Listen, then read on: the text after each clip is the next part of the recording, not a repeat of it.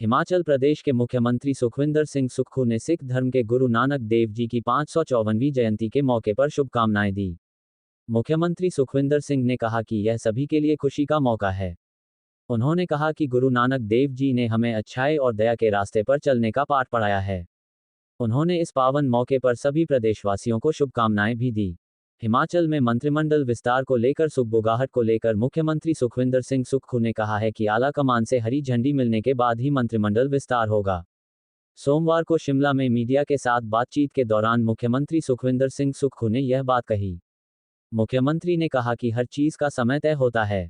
उन्होंने कहा कि जब भी मंत्रिमंडल विस्तार होगा, सबसे पहले जानकारी मीडिया को ही दी जाएगी।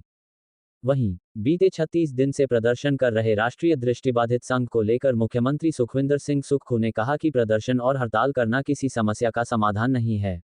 उन्होंने कहा कि वह उनके मामले को समझ रहे हैं। वे चाहते हैं कि दृष्टिबाधित लोगों की समस्या को जल्द से जल्द खत्म किया जाए। बता दें कि शिमला में राष्ट्रीय दृष्टिबाधित संघ की हिमाचल शाखा बैकलॉग भर्ती को पूरी करने की मांग को लेकर प्रदर्शन कर रही है। पंजाब दस्तक के लिए सुरेंद्र राणा की रिपोर्ट। उत्सव है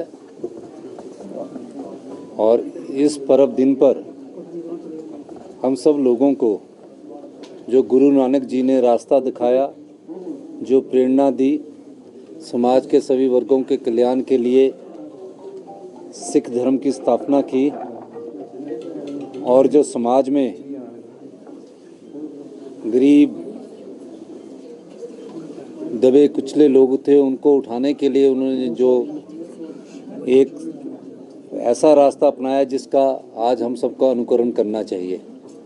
हमेशा उन्होंने कहा कि गरीबों की मदद होनी चाहिए, जिसके साथ न्याय नहीं हो रहा उसके साथ न्याय होना चाहिए और सच्चाई की राह में हमेशा आगे बढ़ना चाहिए।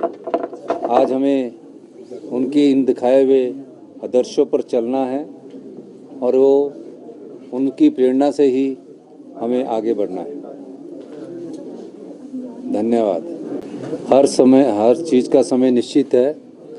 जैसे ही हाई कमांड से झंडी मिलेगी, चर्चा होगी, उसके बाद इस बारे में आपको पहले जानकारी दी जाएगी।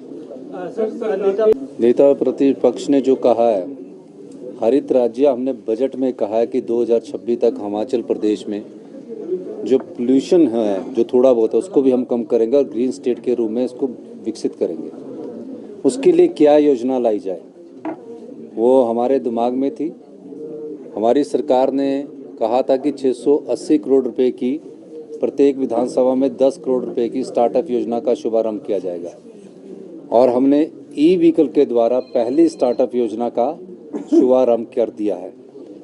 तो उसमें स्टार्टअप योजना का मतलब है कि कोई अगर निजी व्यक्ति इलेक्ट्रिकल वाहन खरीदना चाहता है तो उसको हमने कहा कि 50% अनुदान दिया जाएगा और उसको एक एश्योर्ड इनकम दी जाएगी कि जो उसकी आय में 3 साल में उसकी ये इलेक्ट्रिकल व्हीकल फ्री हो जाए। क्यों कहा इसको? इस योजना से लोगों में इलेक्ट्रिकल गाड़ी खरीदने के प्रति एक होड़ सी लगे, ताकि आने वाले समय में हिमाचल प्रदेश में जो 2026 में हमने हिमाचल प्रदेश को हरित राज्य बनाना है, उस दृष्टि से हम आगे बढ़े। तो ये पहली स्टार्टअप योजना है जिसमें इतना आज़ादी के बाद हिमाचल प्रदेश में इतना ज़्यादा अनुदान दिया जा रहा है। दूसरी उसी योजना का एक और भाग आएगा।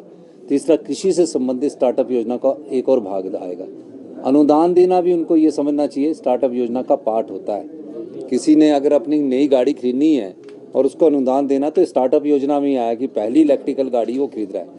और मुझे खुशी है कि युवा इसमें काफ़ी बढ़ चढ़ कर भाग ले रहे हैं। अब जैसे ही ये पोर्टल हमारा खुला, तकरीबन 70 के करीब लोगों ने, हिमाचल के युवा के लोगों ने इस पोर्टल पर अप्लाई कर दिया है। सर, चीन में कोविड के बाद एक और वेरिएंट आया है जो बता है व्यवस्थाएं सुनिश्चित करने की। ICMR है, Indian council of medical research. उनका जो भी चिट्ठी आती है या विश्व में कहीं भी कोई बीमारी नई पनपती है, उस संदर्भ में भारत सरकार से गाइडलाइंस आती रहती है और हमारी सरकार उसको अमल में लाती है। सर, शिमला में यहाँ पर सर करीब 36 दिनों से जो दृष्टिहीन है वो प्रोटेस्ट पर बैठे हुए हैं। सर, वो बैकलॉग की मांग कर रहे हैं कि जल्दी से नहीं, सभी मांगों को अभी हमने आगे अध्ययन करना है और वो दृष्टिहीन भी लोग हमारे भाई ही है।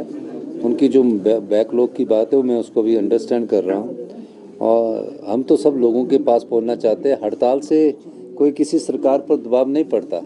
आपने अपनी मांग रख लिया, उस पर अब गौर करने की जरूरत है। सरकार आने वाले समय में सब बातों पर गौर करेगी। धन्यवाद।